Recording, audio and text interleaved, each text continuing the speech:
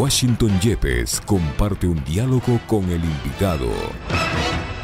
17, 12 minutos. Un gusto saludarle al analista y sociólogo David Chávez. David, muy buenas tardes. Para comenzar, el presidente de la Asamblea, César Litardo, dijo que la ley de ordenamiento de finanzas públicas que aprobó y la ley esta de apoyo, entre comillas, humanitario, busca demostrar a los multilaterales que el país se puede ordenar en su economía y garantizar el pago de sus compromisos. ¿Qué peregrino o qué peregrina justificación? Esto va de mi parte. David, muy buenas tardes. Le pido a usted el análisis de la coyuntura. ¿Cómo está? Washington, como siempre, un enorme placer estar en Pichincha Universal. Un saludo afectuoso a las amigas y amigos que nos escuchan. A ver, yo creo que lo que hemos visto estos días es nada nuevo bajo el sol. Parece que hay, quizá algunos sectores se confunden un momento y por algunas peleas en las altas esferas, unas peleas mínimas, presumen que hay un conflicto de fondo y en realidad no existe un conflicto de fondo.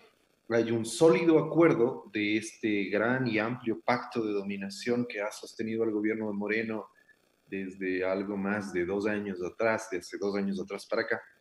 Y ese pacto sigue funcionando. Han habido reacomodos al interior de ese pacto, que es una cuestión completamente distinta, y la aprobación de estas leyes infames, que deberíamos llamarles las leyes de la infamia, que ojalá y los historiadores recojan esto dentro de un tiempo como uno de los episodios, como lo que es, ¿no? Ni siquiera es un juicio de valor, objetivamente es uno de los episodios más infames que hemos vivido en la historia política del Ecuador. Aprovechar la dolorosa situación que ha vivido el país. Ese pacto de gobierno, ese pacto de dominación que ha sido responsable de haber ocasionado esa catástrofe que vivió particularmente la ciudad de Guayaquil, ha aprovechado la situación no para resolver los problemas del país, para resolver los graves problemas que además de ese pacto de dominación generó, sino para radicalizar su programa y su agenda neoliberal, para recrudecerla, para aprovechar las dificultades que existen para que haya una reacción popular, porque lamentablemente además estamos en una situación en donde el único canal democrático que tienen las grandes mayorías en el Ecuador para expresar su malestar frente a lo que hace el gobierno son las calles, y en la pandemia eso es muy difícil de hacer, entonces están aprovechando eso para radicalizar las medidas. Las leyes son la consagración del más agresivo y violento programa neoliberal del que tengamos memoria en el Ecuador. Ni el señor Dajic, ni el señor Augusto Latorre, que ahora están saldando cuentas, parece, ¿no? Es decir, es lo que quisieron hacer siempre y ahora en sus asesoramientos al gobierno saldan cuentas. Pero digo, cuando ellos estaban en los gobiernos que ya produjeron varias catástrofes en este país, creo que ninguna tan grave como la que van a producir ahora, no fueron tan agresivos y no fueron tan virulentos con el neoliberalismo como lo están siendo ahora. Pero David, es de locos. No se logra entender cómo Ecuador nada solo, contracorriente, versus todo el mundo. Si en la cuna del neoliberalismo se hace todo lo contrario. Usted sabe a qué país me refiero. Y entonces, ¿cómo estamos, David, como país, tan descompuestos, tan desinstitucionalizados, tan desorganizados, tan todo, que nos hacen esto, al único país del mundo? Bueno, sí, sobre todo el problema radica en que no hay, digamos, siempre uno tiene que leer la política a partir de una correlación de fuerzas, si uno quiere un poco más de fondo, más estructural, ¿no? Este es un gobierno de los empresarios, lo ha sido siempre. Las leyes lo que acaban de hacer es legalizar, digámoslo así, entre comillas, legalizar la dictadura empresarial bajo la que hemos estado viviendo. Legalizarlo de una manera infame. Con esto definitivamente se le puso, yo creo que la última palada de tierra a la Constitución de Montecristi, que con la consulta aquella engañosa en la que nos metieron en 2018 decían que iban a rescatar. Recuerda Washington que el eslogan inclusive era volver al espíritu de Montecristi. La sepultaron por completo y creo que con estas leyes terminaron de sepultarla. Ahora, el problema es que los grupos que están en ese pacto de gobierno, que son un número importante de grupos económicos, políticos, mediáticos, yo no me canso de insistir en que pocas veces en el Ecuador, yo me atrevería casi a decir que es la primera vez, Primera vez. tenemos un pacto de élites económicas, políticas, sociales e inclusive de algunos sectores sociales, mediáticas, en fin, tan sólido como el que estamos viendo ahora. El problema es que mientras ese pacto es sólido este pacto ha logrado concentrar una enorme cantidad de poder, hay una gran concentración de poder y hay una lógica autoritaria de ejercicio de poder que no empezó con el COVID, que no empezó en octubre, Washington. Esa lógica autoritaria empezó cuando el señor Trujillo decidió declararse emperador y empezar a hacer y a deshacer de acuerdo a su magnánima voluntad con la institucionalidad del país. Mientras tenemos por un lado esto, un pacto de dominación muy sólido, una hegemonía política muy sólida de estos grupos de poder, de estas élites económicas y políticas principalmente, absolutamente minoritarias, absolutamente contrarias de sus intereses, a los intereses de la mayoría, como lo han demostrado hasta la saciedad durante esta crisis. De aquí el problema no es Moreno, Sonel-Hosner, Romo, Ocles o lo que sea, en su conjunto, ellos, los visibles y los que están detrás, demostraron que las grandes mayorías y la vida de la mayoría no les interesa, porque les ha interesado seguir pagando deuda externa, seguir pensando en cómo esquilman a los trabajadores, seguir pensando en cómo salvaguardan sus ganancias y no en salvar la vida de la gente. Es así de claro. Pero decía, mientras por un lado tenemos eso tan sólido, por otro lado tenemos una muy difícil situación del resto de la sociedad y muy pocos canales de políticos para poder responder, resistir y hacer frente a esta confrontación que en el fondo, usando una fórmula un tanto clásica que quizá a algunos les suene un poco arcaica, digamos, porque en el fondo es una lucha de clases. Es decir, aquí lo que tenemos es una arremetida de las clases dominantes, de las élites económicas dominantes y sus aliados políticos, que están buscando cobrar revancha, no contra un grupo político, no contra un líder político, revancha contra los sectores populares, las clases trabajadoras. Por eso es clarito, uno puede seguir la trayectoria. Quitémosle la salud, sí, si viene una pandemia y mata a miles de personas, no importa, eso afecta a los más pobres. Quitémosles la educación. Acabo de escuchar las ridículas justificaciones de la ministra aquella, que también tiene apellido raro, porque ahora hay muchos apellidos raros, en el gobierno, sobre la eliminación del bachillerato internacional. Pero yo insisto, esto no es de ahora. Recuerda que este gobierno, cuando empezó su reforma educativa, lo primero que hizo es devolver esas escuelas que son una vergüenza al sector rural. Y ahora lo que están haciendo es radicalizando lo que han venido haciendo 3 años. Es decir, a mí en lo personal esto no me sorprende. Lo preocupante es lo que he señalado. Del lado de la población, lamentablemente, hay poca capacidad de respuesta en este momento, sobre todo porque tenemos digamos, los grupos sociales, los trabajadores, la clase media, la gente que está sintiendo los efectos terribles de esto no tiene organización para defenderse y eso es un grave problema. Ajá, la Constitución de Montecristi pues se preciaba, digo se preciaba porque se ve que no está vigente, No de ser una constitución garantista, pero ahora no tenemos a dónde acudir. Estamos en la absoluta indefensión. Una corte constitucional que se denominó de lujo, que no garantiza constitucionalmente absolutamente nada. Y mientras tanto, de octubre, no queda más que, yo diría, un triste recuerdo por falta de una visión política estratégica de ese preciso momento, David. ¿Cómo lees? Sí, sí, sí, yo lo he dicho recurrentemente, lo de octubre fue una pírrica victoria y que ni siquiera parece que va a quedar en pie, esa pírrica victoria, porque lo que están anunciando ya, y yo no tengo la menor duda de que lo van a llevar adelante, es que van a eliminar el subsidio a los combustibles, que fue lo que se supone fue la victoria de octubre.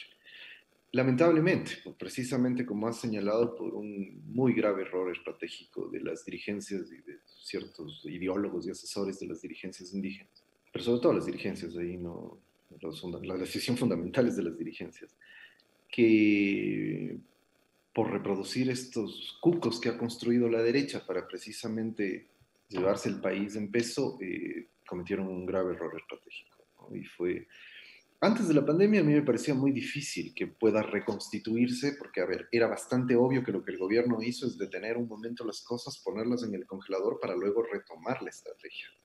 Eso es lo que iba a ocurrir, con pandemia o sin pandemia. La pandemia les ha dado la ocasión perfecta para hacerlo con mucha más intensidad, como he dicho.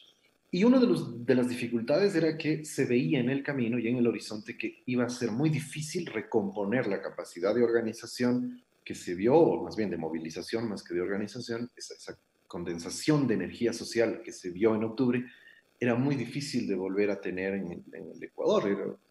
Ese era uno de los dilemas de las estrategias que los actores sociales de octubre, particularmente la CONAIE, tomaron adelante. Pero hay un problema que yo diría debemos leer también en una perspectiva más amplia, Washington. Esto es el resultado también de una limitación, de un límite de lo que significó el proceso político del correísmo y el proceso político del progresismo al ecuatoriano, digamos, ¿no? Cuyo mayor defecto, como ha sido señalado por varios, fue su capacidad de organización política, ¿no? Obviamente creer que solo la institucionalidad de Estado permite una reversión de la correlación de fuerzas políticas es un gravísimo error en cambio del correísmo. Y ese error está costando caro. Es decir, un proceso político que intenta hacer algún tipo de transformación, ni siquiera digo radical ni revolucionaria, algún tipo de transformación en una sociedad tan controlada por las élites económicas y políticas como la nuestra, solo puede blindarse a partir de construir una poderosa organización social. Y eso no se hizo por un sinnúmero de errores que no podríamos entrar a detallar, o de visiones o de perspectivas, que me parece que era un límite del proyecto, ¿no? Ni siquiera yo diría que era un error, era como el proyecto fue pensado, como un proyecto sobre todo de institucionalidad de Estado.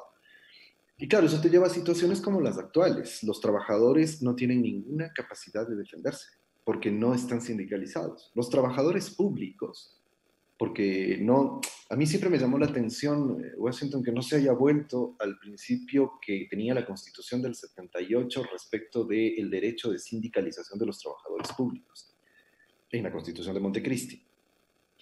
Se mantuvo el precepto de la del 98, la Constitución neoliberal que eliminó la garantía de sindicalización de los trabajadores públicos, precisamente porque los neoliberales sabían que había que desmantelar las posibilidades de que los trabajadores públicos se organicen en una sociedad como la ecuatoriana, en donde la mayor parte de los trabajadores sindicalizados pertenecían al sector público. Es lamentable, sé que hubo malas experiencias, todo, podríamos pasarnos horas discutiendo eso, pero ahí ya en términos políticos es lo más por lo menos. Se podían poner restricciones, algunos controles, pero vulnerar la capacidad de organización de los trabajadores, o mantener, ¿no? Ni siquiera es que el correísmo vulneró, mantuvo la vulneración de los neoliberales a los derechos de los trabajadores públicos, es lo que ha costado que los trabajadores públicos puedan ser votados sin ningún control y sin ninguna posibilidad de respuesta. Y en el sector privado, lo que estamos viendo también, no hay, bueno, nos conocemos cuáles son las organizaciones de trabajadores ahora que son una vergüenza. Pero nota que en esa estrategia que a mí me pareció de lo más absurda que el correísmo tuvo, que fue crear una central sindical paralela, mira lo vergonzosa que ha sido esa central sindical. Peor que las otras, peor. Y ha sido la principal acólita de este gobierno y ha sido la principal defensora de la precarización de los derechos de los trabajadores. En una sociedad donde no tenemos a los trabajadores organizados, a todos, y lo que deberíamos haber hecho es una iniciativa que hubo en aquel momento, sindicalizar a las trabajadoras domésticas, por ejemplo. Pero eso debió haberse expandido y sin necesidad que el Estado lo dirigiera, crear condiciones para que la gente se autoorganice. Sé que es difícil y sé que es fácil hablar desde lejos, ¿no? Otra cosa es estar en los procesos políticos. Pero me parece que hubo alarmas todo el tiempo sobre eso. Y es lamentable que hayamos tenido que llegar a vivir estas consecuencias para darnos cuenta de lo importante que era trabajar en eso. Y creo que ahora la salida va por ahí, Washington. Sí, ahora David. La autoorganización es lo que nos queda. Ahora, rápidamente, nos queda 3 minutos, David. Así las cosas, muy difícil va a ser contestar en tan poco tiempo, pero ¿cómo configurar o intentar recomponer, mejor dicho, la propuesta y el discurso político? Porque en política hay que estar avisorando las alternativas que se vienen. Y estamos hablando ya de febrero de 2020. ¿Cómo hacer esto que te planteo? Así muy rápidamente para el 2020. A ver, rapidito. Primero hay que empezar a dejar de mirar con cierto candor la política ecuatoriana. A ver, ¿por qué? Porque creo que presumir que vamos a tener elecciones en 2020 en el estado de excepción legal en el que estamos viviendo es por lo menos ingenuo. Ah, caramba.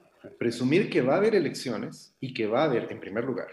En segundo lugar, que va a haber elecciones libres, democráticas, donde van a participar todos los sectores, transparentes, es muy problemático. Hemos visto lo grave lo que dices, David. O sea, me parece que estamos en una situación compleja. Es decir, yo creo que siempre tenemos que vernos, lo he dicho inclusive en este espacio varias veces, en el espejo boliviano, ¿no? Recuerda que aquí una de las primeras cosas, no se preocupaba de la tragedia que estaban viviendo tantas familias en Guayaquil, y una de las primeras cosas que este gobierno salió a decir cuando empezaba la pandemia fue que había que suspender las elecciones de claro. Esa es una señal. Entonces me parece que en el ánimo que ha caracterizado a ciertos sectores del progresismo, con el correísmo en el centro, de una especie de obsesión electoral o electoralista, digamos, no se está viendo que el momento político es mucho más complejo y es mucho más crítico que simplemente asegurar una elección futura. Tengamos en cuenta otros aspectos como, hace poco ustedes entrevistaban a gente de CIES que hizo una encuesta que muestra unas cifras muy preocupantes en términos de que Samuel Hosner tiene mucho apoyo y Cynthia Viteri tiene mucho apoyo en Guayaquil. A pesar de todo lo que pasó. Mostraron que son capaces que son capaces de lo que todos vimos. Y las cifras de apoyo son muy altas. Yo más que dar soluciones así como muy claras, digo, los sectores progresistas en general, lo que tenemos que preguntarnos, o los sectores políticos tienen que preguntarse, es cuál es el plan B, es decir, cuáles son las otras alternativas y de más largo plazo. Ahí conecto con lo que yo decía antes, es tiempo de pensar la política más allá de las elecciones y la institucionalidad para los sectores de izquierda, de la izquierda no conservadora, ¿no? De esa izquierda conservadora que nos ha engañado todo el tiempo diciendo que es revolucionaria y en realidad fue profundamente conservadora porque resulta que todo lo que había antes en el país estaba bien. Con esa izquierda no se puede contar, porque esa izquierda es conservadora y está feliz con lo que ha ocurrido. Pero para el resto de los sectores de izquierdas, sobre todo aquellos que no tienen suficiente organización, la pregunta es que, o digamos, me parece que en el horizonte, por la crisis que estamos viviendo, además a nivel mundial, aparece la necesidad de mirar con algo más de amplitud de miras, ¿no? Con algo más de profundidad la política. Es decir, entender que las lecciones que hay que aprender de ahora es que no basta con ganar elecciones, no basta con hacer cambios a nivel del Estado. Los sectores más poderosos de este país pudieron recomponerse muy fácilmente. Y ahí creo que hay lecciones también a nivel regional sobre lo importante que es la organización para resistir inclusive cuando estás derrotado. Muy bien, el pensamiento y el análisis del sociólogo David Chávez aquí en Punto Noticias. David, muchas gracias y hasta la próxima. Gracias, Vicente. Punto Noticias.